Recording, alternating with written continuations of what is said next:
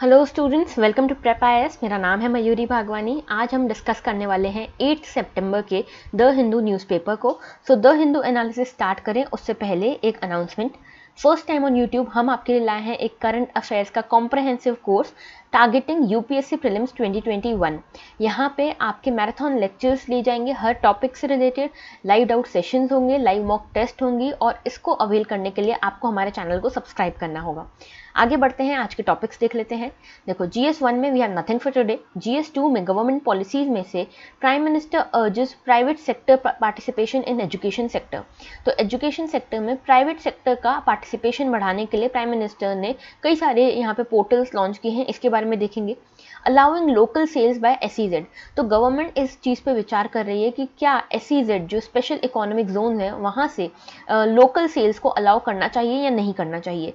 Then IR में G20 के बारे में देखेंगे। एजुकेशन सेक्टर में एक एडिटोरियल आया है आज का, catastrophic impact over social education. तो सोशल एजुकेशन किस तरह से इसके ऊपर बहुत ज़्यादा इम्पैक्ट पड़ा है बिकॉज ऑफ कोविड पैंडेमिक, इसको देखेंगे। देन GS3 में इकोनॉमिक रिफॉर्म्स। तो ये आज द हिंदू का एडिटोरियल है। इकोनॉमिक रिफॉर्म्स की बात की गई है कि हिस्ट्री में कैसे रिफॉर्म्स लिए गए हैं और अब कैसे रिफॉर्म्स लेने की ज़रूरत है, ठीक है। एंड GS4 में we have nothing for today. शुरू करते हैं पहले आर्टिकल के साथ। Prime minister urges private sector to improve quality in government schools.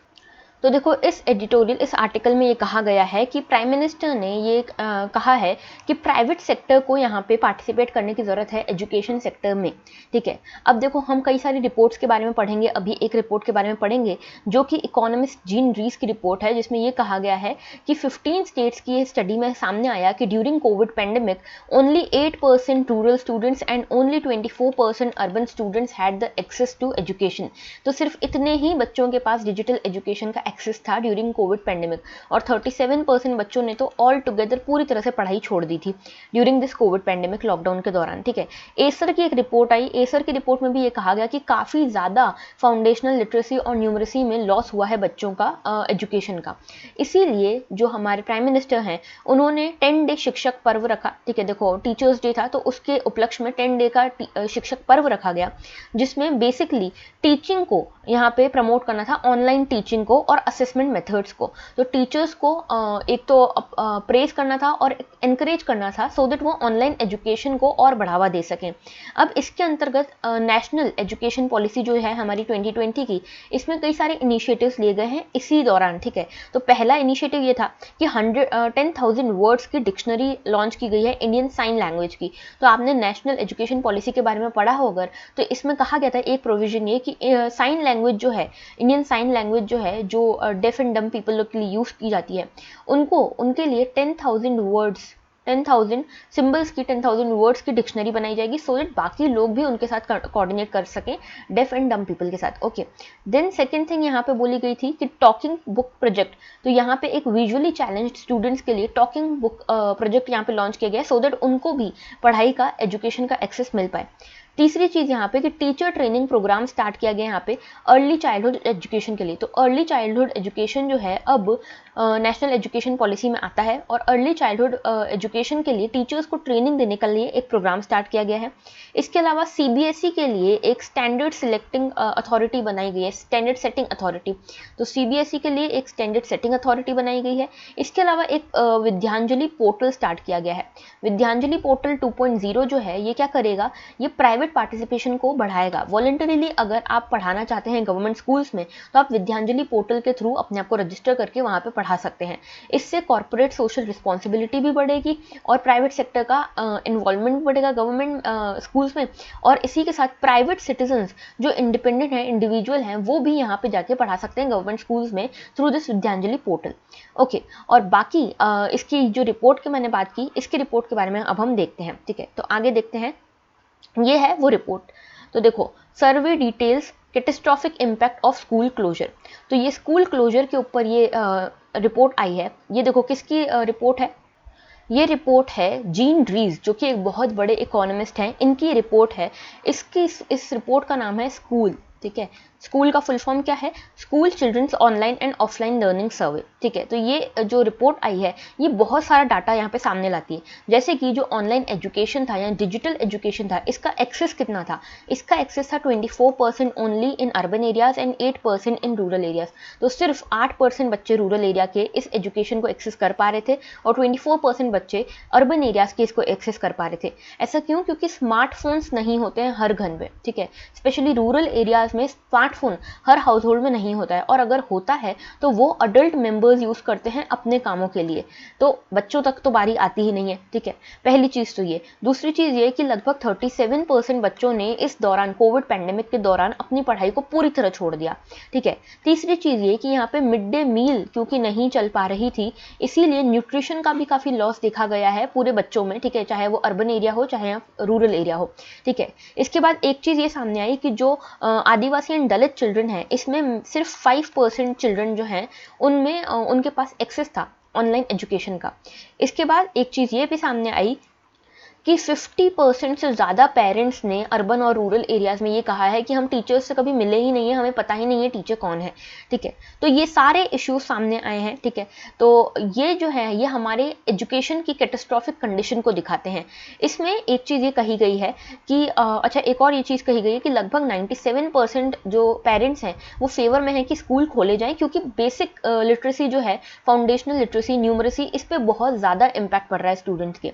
एक चीज़ इसमें ये कही गई है कि कई स्टेट्स जो हैं वो स्कूल्स को खोल रहे हैं, लेकिन यहाँ पे सिर्फ रीओपन करना स्कूल्स को काफ़ी नहीं है, यहाँ पे काफ़ी सारी और चीज़ें भी करनी पड़ेंगी, जैसे कि हमको आगे के लिए तैयार होना पड़ेगा, हमको ऑनलाइन एजुकेशन को अभी से बढ़ावा देना पड़ेगा। इसके अलावा हमको इंफ्रास्ट्रक्चर को सुधारना पड़ेगा, मेंटेनेंस को सुधारना पड़ेगा, टीचर ट्रेनिंग को बढ़ाना पड़ेगा, एनरोलमेंट ड्राइव्स चलानी पड़ेगी, क्योंकि हमने देखा 37% बच्चों ने तो बिल्कुल अपनी पढ़ाई छोड़ ही दी है। तो ये सारे काम करने पड़ेंगे हमको अपने स्कूल्स को रीओपन करने से पहले। ठीक है, आगे बढ़ते हैं। देखो, ये जो आर्टिकल है ये G20 के बारे में है। G20 समिट में पीयूष गोयल जी को शेरपा बनाया गया है। तो देखो, ये जो है ये कॉमर्स एंड इंडस्ट्री के मिनिस्टर हैं और इनको शेरपा बनाया गया G20 का। अब ये G20 क्या है? देखो, सबसे पहली ऑर्गेनाइजेशन आई थी G7। ये G7 आगे चल के G8 बनी और ये G8 आगे चल के G20 बनी। हुआ क्या, पहले G7 देखते हैं। G7 में कौन कौन आता है? देखो, France, UK, Canada, US, Italy, Japan और जर्मनी, ये सारी कंट्रीज आती हैं G7 में। G8 में रशिया भी ऐड हो गया था। G20 में इनके अलावा Turkey, European union, Argentina, Brazil, south Korea, Mexico, China, Indonesia, Saudi Arabia, Australia, India और साउथ अफ्रीका आती है। तो India is a part of G20। ठीक है, इंडिया, साउथ अफ्रीका, ब्राज़ील, इन सबको देख के आपको लग रहा होगा कि यहाँ पे तो पहले सिर्फ डेवलप्ड कंट्रीज दिख रही थी। ठीक है, जो उस समय में डेवलप्ड हुआ करती थी, सिर्फ वो कंट्रीज दिख रही हैं। बाद में इसको रशिया ने ज्वाइन किया। यहाँ पे देखा गया कि यहाँ पे डेवलपिंग यानी कि इमर्जिंग इकोनॉमीज को भी ऐड किया गया। तो ऐसा क्यों किया गया? तो देखो, एशियन क्राइसिस आया था ड्यूरिंग 1990s, लेट 1990s। ठीक है, यहाँ पे देखा गया कि जो डेवलप्ड कंट्रीज हैं, सिर्फ उनकी प्लानिंग से, सिर्फ उनके कोलैबोरेशन से इकोनॉमी जो है वर्ल्ड की वो प्रॉपर्ली काम नहीं कर रही है। तो यहाँ पे हमको ज़रूरत है कि हम इमर्जिंग इकोनॉमीज को भी अपने साथ लाएं। तब जाके फिर G20 बना, जब यहाँ पे डेवलप्ड कंट्रीज ने इमर्जिंग इकोनॉमीज के साथ कोलैबोरेट किया। ओके, फिर देखो थोड़ा सा G20 के बारे में देख लेते हैं। तो देखिए, G20 जो है ये एक नॉन परमानेंट स्टाफ है, इसके पास कोई परमानेंट स्टाफ नहीं है। ठीक है, इस ग्रुप के पास कोई परमानेंट स्टाफ नहीं है। हर साल दिसंबर में इसकी मीटिंग होती है और रोटेटिंग फॉर्म में इसकी समिट होती है। प्रेसिडेंसी इसकी रोटेटिंग फॉर्म में होती है, 20 कंट्रीज के बीच में रोटेट करती है। ठीक है, और ये जो कंट्री जो भी इसको होल्ड कर रहा है, जिसकी भी प्रेसिडेंसी है, वही नेक्स्ट समिट होल्ड करता है, होस्ट करता है, और स्मॉलर जो भी मीटिंग्स होती हैं वही कंट्री होस्ट करेगा। इसके बाद यहाँ पे जो भी कंट्री प्रिसाइड कर रहा है उसके पास ये पावर्स हैं कि वो नॉन मेंबर कंट्रीज को भी इनवाइट कर सकता है एज गेस्ट। इसके अलावा फर्स्ट G20 समिट कब हुई थी? बर्लिन में हुई थी 1999 में। ठीक है, और फाइनेंशियल क्राइसिस कब आया था? ईस्ट एशिया में फाइनेंशियल क्राइसिस आया था 1997-98 के दौरान। तो इसके बाद ही G20 बना था। G7 से G20 इसी के बाद बना था। ठीक है, अब फुल मेंबरशिप मैंने आपको बता दिया है कौन कौन सी कंट्रीज हैं, फिर से एक बार देख लो। Argentina, Australia, Brazil, Canada, China, France, Germany, India, Indonesia, Italy, Japan, Mexico, Russia, South Africa, South Korea, Turkey, UK, US और यूरोपियन यूनियन। देखो इनको याद करना है तो सही इंपॉर्टेंट, लेकिन मैं आपको बोलूँगी इतनी सारी कंट्रीज आपको ऐसे ही याद नहीं होंगी, आप इसको मैप के थ्रू याद करिएगा तो आपको ज़्यादा समझ आएगा। और थोड़ा सा लॉजिक लगाइएगा कि कौन सी कंट्रीज जो हैं वो इमर्जिंग इकोनॉमीज हैं, इमर्ज्ड इकोनॉमी जो है, डेवलप्ड इकोनॉमीज, वो तो आपको पता ही है, ठीक है। अब G20+ क्या है? देखो G20+ को G21, G23, G23 और G20+ भी कहा जाता है। ये क्या है? बेसिकली ये एक ब्लॉक है, ठीक है, जिसको डेवलपिंग नेशंस ने बनाया था। अगस्त 2003 में ये इसको बनाया गया था। तो देखो ये 1999 में आई G20 समिट, और 2003 में आया G20+। और यहाँ पे ये जो है ये G20 इकोनॉमी से अलग एक ग्रुप है, ठीक है। मतलब ज़रूरी नहीं कि यहाँ पे सारी जो G20 में कंट्रीज़ हैं वही सारी कंट्रीज़ हों। G20+ में मेजरली डेवलपिंग कंट्रीज़ हैं, यहाँ पे डेवलप्ड और डेवलपिंग दोनों हैं, यहाँ पे मेजरली डेवलपिंग कंट्रीज़ हैं। G20+ जो है ये सितंबर 2003 में आया था, ठीक है। इसकी पहली मीटिंग 2003 में हुई थी सितंबर में। 5th मिनिस्ट्रियल कॉन्फ्रेंस हुई थी WTO की कैनकन मैक्सिको में, ठीक है। तो यहाँ पे ही ये G20+ आया था। तो कैनकन मैक्सिको में जब 5th मिनिस्ट्रियल समिट हुई थी WTO की, तब ये ओरिजिन में आया था। और ये जब ओरिजिन में आया था तो एक डिक्लेरेशन साइन किया गया था जिसका नाम था ब्राज़ीलिया डिक्लेरेशन। ये 2003 में ही साइन किया गया था। किस किस ने साइन किया था? इंडिया, ब्राज़ील और साउथ अफ्रीका ने। तो देखो ये याद रखना, G20+ जो है ये एक अलग ऑर्गेनाइजेशन है और G20 एक अलग ऑर्गेनाइजेशन है। G20+ में मेजरली डेवलपिंग कंट्रीज हैं, G20 में डेवलप्ड और डेवलपिंग कंट्रीज दोनों हैं। G20+ जो है ये 2003 में आया था और ये G20 जो है 1999 में आया था आफ्टर एशियन क्राइसिस। ये जो है G20+ जो है ये ब्राज़ीलिया डिक्लेरेशन से बना है। 3 मेंबर्स ने इसको साइन किया था, इंडिया, ब्राज़ील और साउथ अफ्रीका ने, ठीक है। और ये G20 जो है ये G7 से बना है, ठीक है। तो ये डिफरेंस याद रखना, प्रीलिम्स में बहुत इंपॉर्टेंट है, ठीक है। आगे बढ़ते हैं। ये आज का एक एडिटोरियल है द इकोनॉमिक रिफॉर्म्स के ऊपर, बहुत अच्छा एडिटोरियल है, इसको डिस्कस करते हैं। तो देखो इस एडिटोरियल में कहा क्या गया है। ये जो एडिटोरियल है बेसिकली बहुत सारे पॉइंट्स आपको देता है कि इकोनॉमिक रिफॉर्म्स में हम कैसा कर रहे हैं, ठीक है। इकोनॉमिक रिफॉर्म्स हमने 1990s में भी किए थे जब हमने LPG रिफॉर्म्स लाए थे। अब हमें किस तरह के इकोनॉमिक रिफॉर्म्स लाने की ज़रूरत है, ये चीज़ें बताता है ये एडिटोरियल, ठीक है। जैसे कि इसमें बताया गया है कि पेंडेमिक के दौरान काफ़ी सारे इकोनॉमी के ऊपर इम्पैक्ट पड़े, ठीक है। और ये इकोनॉमी के ऊपर हमको अब रिफॉर्म करने का एक हाई टाइम हो गया है, ठीक है। यहाँ पे हमने अभी तक क्या किया है कि इकोनॉमिक रिफॉर्म्स में हमने GDP पे, इकोनॉमिक ग्रोथ पे, इन सभी पे ध्यान दिया है, बिजनेस पे ध्यान दिया, लेकिन हम यहाँ पे पीपल पे ध्यान देना भूल गए, ह्यूमन रिसोर्स पे ध्यान देना हम भूल गए हैं। ये एक चीज़ कही हुई है इस एडिटोरियल में कुल मिला के, ठीक है। जैसे कि अगर बात करें कि लास्ट 30 ईयर्स में हमने जो भी रिफॉर्म्स किए सिंस 1991, तो हमने यहाँ पे मेनली लिबरलाइजेशन किया है इकोनॉमी का। यहाँ पे हमने अपने जो फॉरेन एक्सचेंज रिजर्व्स हैं उनको बढ़ावा दिया है, मैन्युफैक्चरिंग कंट्रीब्यूशन हमने बढ़ाया है अपने GDP में। उसके बाद यहाँ पे हमने एक्सपोर्ट्स अपने बढ़ाए हैं।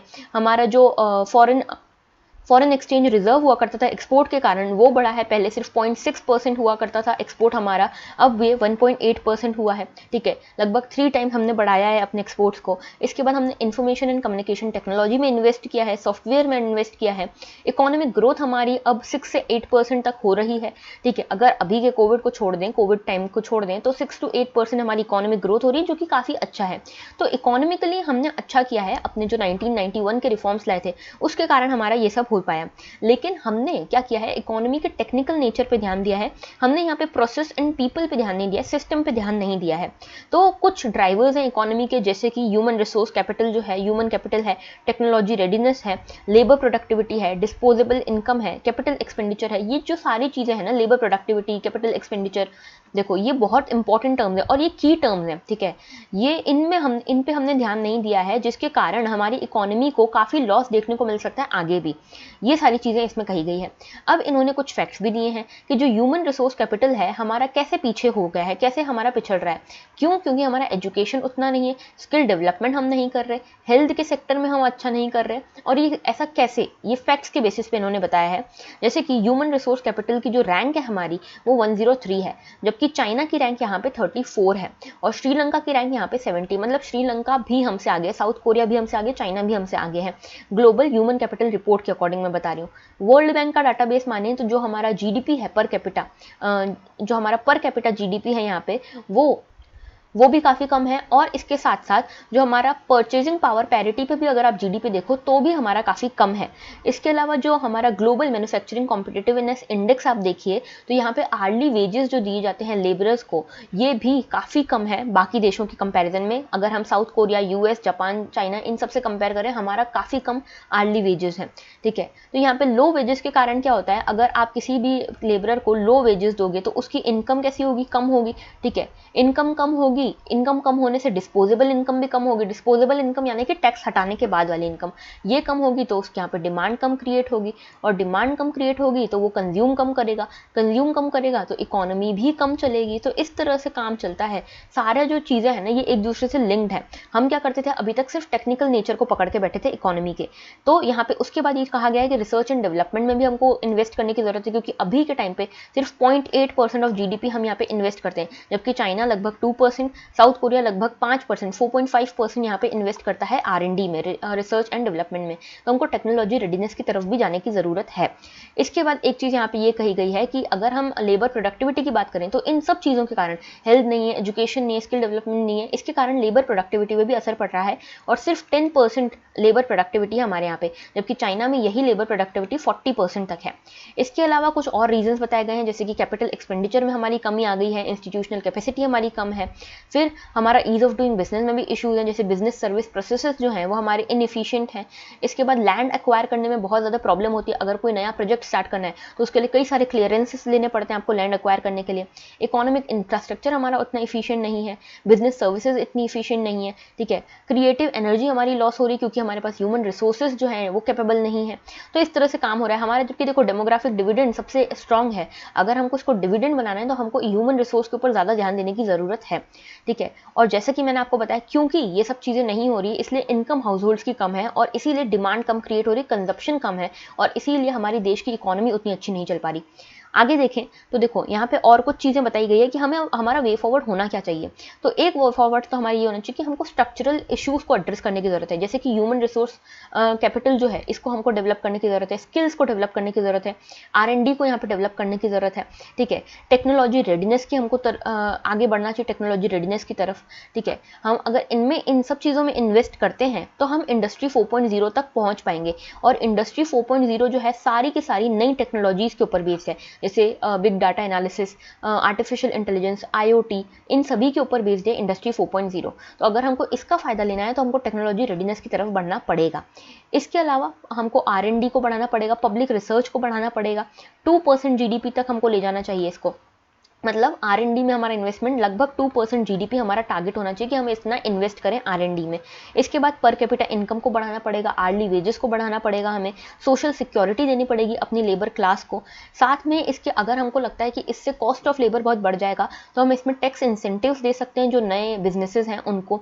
ठीक है, इसके बाद इन्होंने एक अच्छा कंक्लूड करते हुए ये कहा है कि जो नोबेल लॉरेट हैं डगलस C. नॉर्थ, इन्होंने ये कहा था कि अगर आपके इंस्टीट्यूशंस कैपेबल हैं, पब्लिक इंस्टीट्यूशंस, तो आपकी इकोनॉमी भी अच्छी होगी। तो पब्लिक इंस्टीट्यूशंस को कैपेबल करने के लिए ह्यूमन रिसोर्स कैपिटल को डेवलप करना बहुत ज़रूरी है। ठीक है, और साथ में हमें अब आगे बढ़ने की ज़रूरत है। मतलब 1990s के रिफॉर्म्स ने जो करना था वो कर लिया, अब हमें एक नए तरह के इकोनॉमिक रिफॉर्म्स की ज़रूरत है जिसमें सिस्टमैटिक अप्रोच को हम फॉलो करें। Systematic approach is very important here. ठीक है, सो तभी हम यहाँ पे ह्यूमन कैपिटल को प्रॉपरली अचीव कर पाएंगे। ठीक है, तो ये पूरा इशू था। अच्छा, कल वाला जो इशू था, फेडरलिज्म वाला जो क्वेश्चन था, काफ़ी लोगों ने अटेम्प्ट किया and I was very happy to see all that. But यहाँ पे कुछ मैं चीज़ें बता दूँ, आपको कीवर्ड्स को यूज़ करना है। मैंने कई सारे आंसर्स में देखा कि जो स्टूडेंट्स हैं वो पॉइंट्स तो बता रहे हैं लेकिन उसमें एक्सप्लेनेशन बहुत ज़्यादा दे रहे हैं, कीवर्ड्स आप यूज़ नहीं करो। जैसे कल मैंने आपको कई सारे कीवर्ड्स बताए थे, तो इन कीवर्ड्स को यूज़ करो। रीसेंट जो भी, जैसे कुछ लोगों ने किया भी है, रीसेंट जो भी इशू था रिगार्डिंग फेडरलिज्म, जैसे कल हमने जो आर्टिकल डिस्कस किया था, उस इशू से आप इंट्रोड्यूस कर सकते हो तो ज़्यादा कनेक्टिविटी पता चलती है। ठीक है, मतलब जो चेकर है मेंस के एग्जाम में वो ये देखता है कि क्या आप ये पकड़ पाए कि ये क्वेश्चन आया क्यों है। तो ये आप जब बता देते हो ना रीसेंट जो भी चीज़ हुई होती है उससे रिलेटेड इंट्रोडक्शन में ही, तो आपका काम काफ़ी ज़्यादा बन जाता है। बाकी हाँ, काफ़ी लोगों ने कई अच्छे आंसर्स भी लिखे हैं। आकृति ने अच्छा आंसर लिखा है। ठीक है, संघर्ष ने अच्छा आंसर लिखा है, और भी कई स्टूडेंट्स हैं, मैं नाम कल अच्छे से बताऊंगी आपको। तो ये चीज़ें आप इंप्रूव करो अपने उसमें आंसर्स में। ओके, आगे बढ़ते हैं। ये एक आज का आर्टिकल है। गवर्नमेंट विचार कर रही है कि एसईजेड यूनिट्स जो हैं इनके लिए इनको लोकल सेल्स के लिए अलाउ किया जाए और इन लोकल सेल्स पे इंपोर्ट का टैग ना लगे। तो देखो पहले एसईजेड क्या होता है, स्पेशल इकोनॉमिक जोन होते हैं, ठीक है। इसमें क्या होता है कि सपोज ये हमारी कंट्री है, हमारी कंट्री में हमने इस एरिया को बोल दिया कि ये एसईजेड है। एसईजेड मतलब यहाँ पे स्पेशल इकोनॉमिक जोन है, यहाँ पे कुछ अलग तरीके के लॉज लगेंगे, इसको एक फॉरेन टेरिटरी की तरह कंसिडर किया जाएगा और ऐसा माना जाएगा कि यहाँ पे जो भी इंडस्ट्रीज स्टैब्लिश हो रही हैं उनको हम हमारे लॉज ना लगाएं, उनको कुछ स्पेशल प्रिविलेजेस दिए जाए। जैसे कि मान लो हमारे देश में कोई फॉरेन कंपनी इन्वेस्ट करती है तो हम उनको कैसे स्पेशल प्रिविलेजेस देते हैं ईज ऑफ डूइंग बिजनेस बढ़ाने के लिए, वैसे ही यहाँ पे स्पेशल प्रिविलेजेस दिए जाते हैं, ड्यूटीज कम रखी जाती हैं, एक्सपोर्ट ड्यूटीज कम रखी जाती हैं, ये सारी चीज़ें इस पर की जाती है। ड्यूटी फ्री जोन रहता है, बेसिकली फिस्कल कंसेशंस दिए जाते हैं यहाँ पे, सो दैट ये अच्छा ट्रेड कर सकें, अच्छा एक्सपोर्ट कर सकें यहाँ पे, ठीक है। इनको इन्वेस्टमेंट यहाँ पे इंकरेज किया जाता है, टैक्स बेनिफिट्स दिए जाते हैं, एम्प्लॉयमेंट ये क्रिएट करता है, इसीलिए यहाँ पे इतना ज़्यादा हम स्पेशल प्रिविलेजेस देते हैं। तो अब क्या हो रहा है कि यहाँ पे हम कोशिश कर रहे हैं कि यहाँ पे इनके ट्रेड को और बढ़ाने के लिए, एसईजेड के ट्रेड को और बढ़ाने के लिए हम यहाँ पे लोकल सेल्स को अलाउ करें। अभी तक क्या होता था, मेनली एक्सपोर्ट बेस्ड होते थे एसईजेड, जो एक्सपोर्ट करते थे मेनली। अब यहाँ पे कोशिश कर रहे हैं कि लोकल सेल्स को अगर हम बढ़ा देते हैं तो इन लोकल सेल्स को बढ़ाने से इन लोकल सेल्स को इम्पोर्ट का टैग ना मिले, ठीक है, मतलब इनके ऊपर इतनी ड्यूटीज ना लगे कि ये इम्पोर्ट जैसे बन जाए, ये चीज़ यहाँ पे कोशिश की जा रही है। और यहाँ पे इसमें कई सारे जो स्कीम्स हैं उसका बेनिफिट देने की बात की है। Centre also reviewing exclusion of EOU SEZ from road tap tax refund scheme. तो ईओयू क्या है, यहाँ पे एक्सपोर्ट ओरिएंटेड यूनिट्स हैं और एसईजेड इनको रोड टैप स्कीम से बाहर निकालने की बात की जा रही है, ठीक है। तो यहाँ पे ईओयू और जो एसईजेड हैं इनके लिए एक रेजोल्यूशन पास किया गया है of massive container shortage afflicting exports. तो एक्सपोर्ट्स को बढ़ावा देने के लिए जो भी चीज़ें करने की जरूरत है ये हम यहाँ पे कराएंगे। फ्राइट रेट्स को कम करेंगे, इनपुट कॉस्ट को कम करेंगे, ठीक है, क्योंकि जो अभी जो बढ़ गया है इसको कम करने की कोशिश करेंगे सो दैट हमारे एक्सपोर्ट वापस से बेनिफिशियल और कॉम्पिटिटिव हो पाए, ठीक है। इसके अलावा जो मैक्सिमम बेनिफिट्स हैं, यहाँ पे मैक्सिमम बेनिफिट्स देने की कोशिश करेंगे इन एसईजेड को। अच्छा, एक बार मैं रोड टैप स्कीम के बारे में आपको बता दूं। ये रोड टैप स्कीम क्या है, ये बेसिकली इसका फुल फॉर्म है रेमिशन of tax and duties on export products, ठीक है। इसने किसको रिप्लेस किया है, MEIS, ठीक है, merchandise export merchandise and service जो स्कीम थी, इसके लिए जो स्कीम थी इसको रिप्लेस किया है। ये जो स्कीम थी ना ये WTO से कंप्लाइंट नहीं थी। RoDTEP is compliant with WTO। इस स्कीम में बेसिकली क्या होगा, जो भी एक्स्ट्रा ड्यूटीज लगती हैं हमारे एक्सपोर्ट्स के ऊपर, जिसके कारण हमारे एक्सपोर्ट्स अनकॉम्पिटिटिव हो जाते हैं, इन ड्यूटीज़ को हटा के इनको रिफंड किया जाएगा उन कंपनीज़ को जिनके ऊपर ये ड्यूटीज़ लगी है। तो ये करेगी ये रोड टैप स्कीम, ठीक है, सो दैट एक सब्सिडी प्रोवाइड कर सकें एक्सपोर्टर्स को और उनके एक्सपोर्ट्स को कॉम्पिटिटिव बना सकें इंटरनेशनल मार्केट में। तो ये थी रोड टैप स्कीम, ठीक है। आगे बढ़ते हैं, देखो कल के क्वेश्चन देख लेते हैं। अच्छा, एक चीज़ पहले मैं बता दूँ, कल के क्वेश्चन के पहले मुझसे अर्नब ने ये क्वेश्चन पूछा था कि PIL क्या होता है। थोड़ा सा मैं PIL के बारे में बता देती हूँ क्योंकि देखो ये खुद में तो बहुत बड़ा टॉपिक है। तो PIL is a tool of judicial activism. Judicial activism का ये एक टूल है। कैसे, मैं बताती हूँ। देखो जुडिशियल एक्टिविज्म क्या होता है, जब जुडिशरी आगे बढ़ के कुछ चीज़ों में इन्वॉल्व होती है, इंटरफेयर करती है और जस्टिस दिलाती है लोगों को। अब PIL क्या होता है, पब्लिक इंटरेस्ट लिटिगेशन है। ये एक मुकदमा है जो कि क्या किया जाता है, for the cause of larger public interest. तो लार्जर पब्लिक इंटरेस्ट के लिए जब भी कोई लिटिगेशन किया जाता है तो इसको कहते हैं पब्लिक इंटरेस्ट लिटिगेशन। इसका एक इंपॉर्टेंट फीचर ये है कि जो भी पार्टी इन्वॉल्व है, ठीक है, उसको जरूरत नहीं है यहाँ पे लिटिगेशन करने के लिए।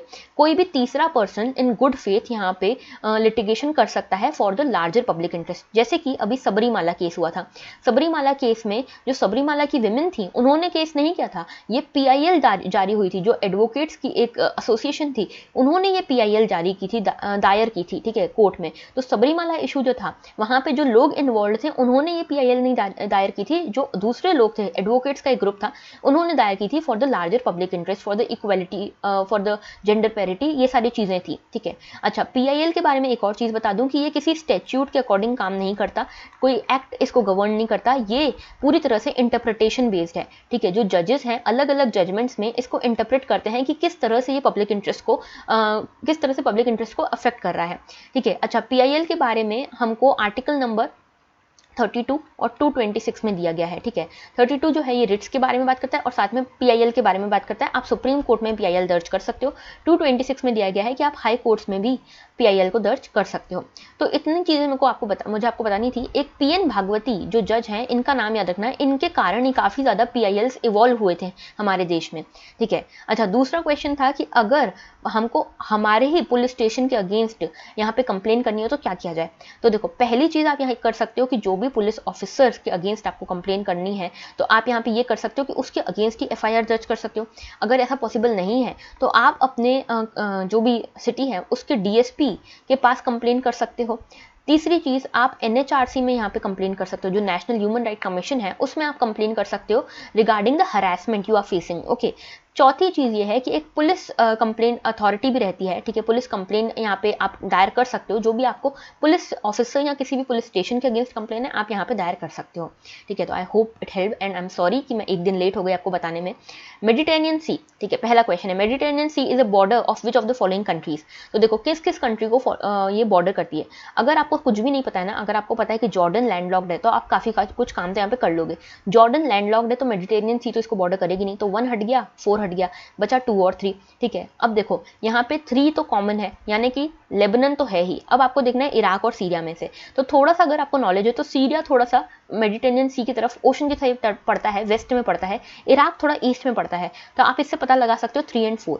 मैं आपको मैप दिखा देती हूँ, ये देखिए, आपको ये मैप दिख रहा होगा, ये मेडिटेरेनियन सी के आसपास की कंट्रीज दिखा रही हैं यहाँ पे। तो देखो यहाँ पे ये इजराइल है, ये लेबनान है, ये है सीरिया, ठीक है। ये देखो यहाँ से यहाँ तक की बाउंड्री शेयर कर रहा है ये मेडिटेरेनियन सी के साथ। बाकी टर्की है, यहाँ से जो कंट्रीज आ रही हैं इनको आप मार्टले से याद रख सकते हो, ठीक है।